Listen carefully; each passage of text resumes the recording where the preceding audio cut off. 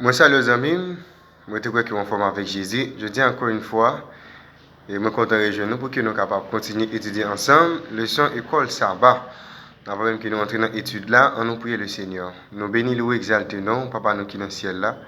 Pour tout ce qu'on fait dans la vie, pour ça, continuer à faire pour nous. Je dis qu'encore une fois, je dis à nous pour étudier ensemble. Il y a une portion de la parole, nous avons intelligence, qu'on s'en capable comprendre et appliquer conseil ça dans la vie. Nous. Dans le nom de Jésus, nous prions. Amen. Semaine ça, comme nous connaissons déjà, nous apprenons ensemble leçon 10, l'éducation en art et en sciences. C'est thème ça, ensemble, pendant ce maintenant, nous avons développé, verset à mémoriser. Le ciel raconte la gloire de Dieu, la voûte céleste dit l'œuvre de ses mains.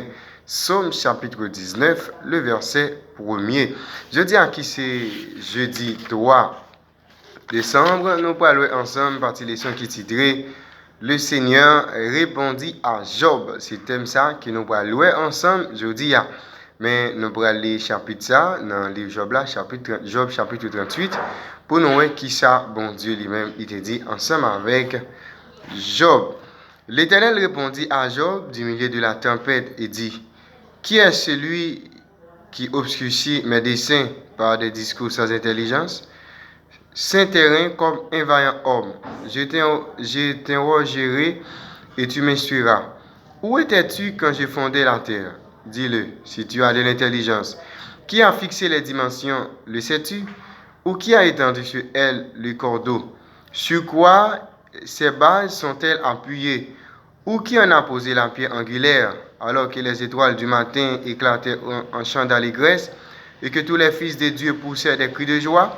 Qui a fermé la mer avec des portes quand elle se lança du sein maternel? Quand je fis de la nuée son vêtement et de l'obscurité ses linges, quand je lui imposai ma loi et que je lui mis des barrières et des portes, quand je dis tu viendras jusqu'ici, tu n'iras pas au-delà, ici s'arrêtera l'orgueil de tes flots. Depuis que tu existes, as-tu commandé au matin? As-tu montré sa place à l'aurore pour qu'elle saisisse les extrémités de la terre et que les méchants en soient secoués, pour que la terre se transforme comme l'argile qui reçoit une empreinte et qu'elle soit parée comme de vêtements, pour que les méchants soient privés de leur lumière et que le bras qui se lève soit brisé? As-tu pénétré jusqu'aux sources de la mer? T'es-tu promené dans les profondeurs de l'abîme? Les portes de la mort ont-elles été ouvertes? As-tu vu les portes de l'ombre de la mort? As-tu embrassé du regard l'étendue de la terre? Parle, si tu sais toutes ces choses. Où est le chemin qui conduit au séjour de la lumière? Et les ténèbres, où ont-elles leur demeure? Peux-tu les saisir à leurs limites et connaître les sentiers de leur habitation? Tu le sais, car alors tu étais né, et le nombre de tes jours en est grand. Es-tu parvenu jusqu'aux amasses de neige? As-tu vu les dépôts de grêle? Quand je tiens en réserve pour ces temps de détresse, pour les jours de guerre et de bataille, par quel chemin la lumière se divise-t-elle? Et le vent d'Orient se répand-il sur la terre? Qui a ouvert un passage à la pluie et tracé la route de l'éclair et du tonnerre, pour que la pluie tombe sur une terre sans habitants, sur un désert où il n'y a point d'homme, pour qu'elle abreuve les lieux solitaires et arides, et qu'elle fasse germer et sortir l'herbe?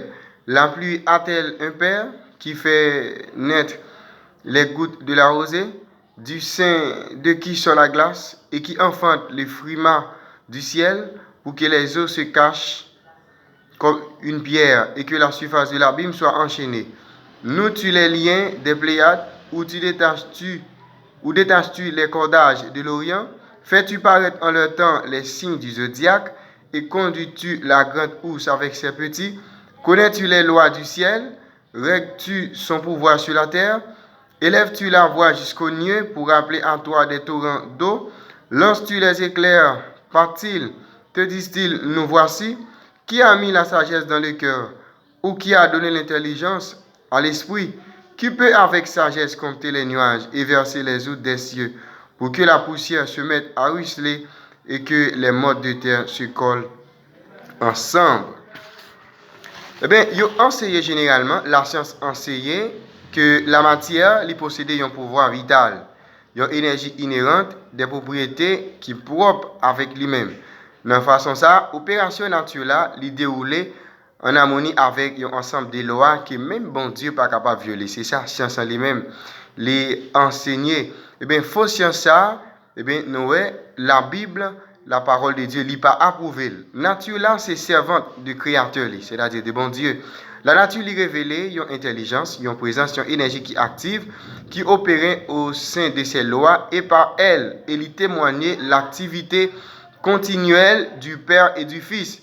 Parce que dans Jean chapitre 5, verset 17, Jésus déclarait, vous le dites comme ça, mon Père travaille jusqu'à présent et moi-même tout, m'a travaille. Malheureusement, comme nous t'avons déjà, une bonne partie de la chanson qui fonctionnait sous ça, nous relève des présuppositions athées, matérialistes. Ça veut dire, et un scientifique qui a regardé un bagage qui est belle ou bien qui est complexe et qui est capable de tous les deux en même temps, c'est-à-dire qui est belle et complexe en même temps, il est capable de dire, ah, bagage ça, son bagage qui vient comme ça, il vient par hasard, il n'y a pas une raison qui fait lui-même exister. En réalité, c'est ça, chanson lui-même affirmé constamment, chaque jour, c'est comme ça, chanson lui présenté.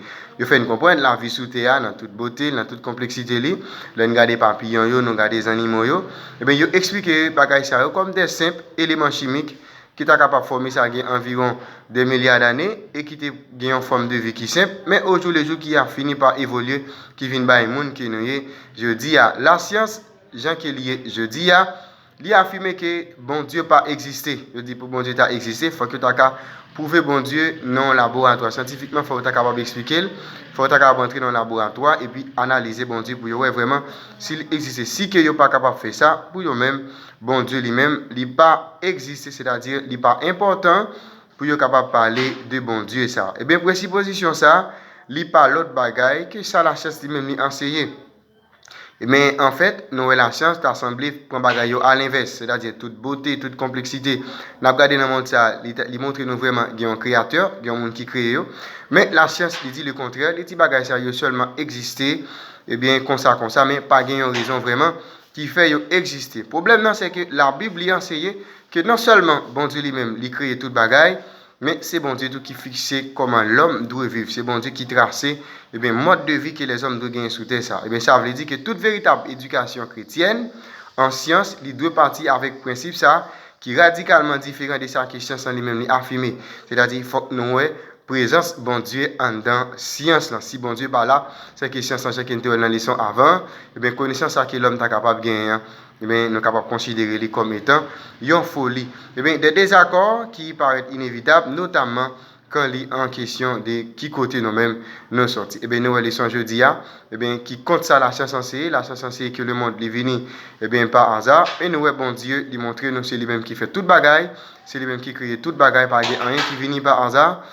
Si nous avons un enseignement pour nous faire confiance, c'est la Bible qui c'est parole bon Dieu. En gros, c'était étude jeudi.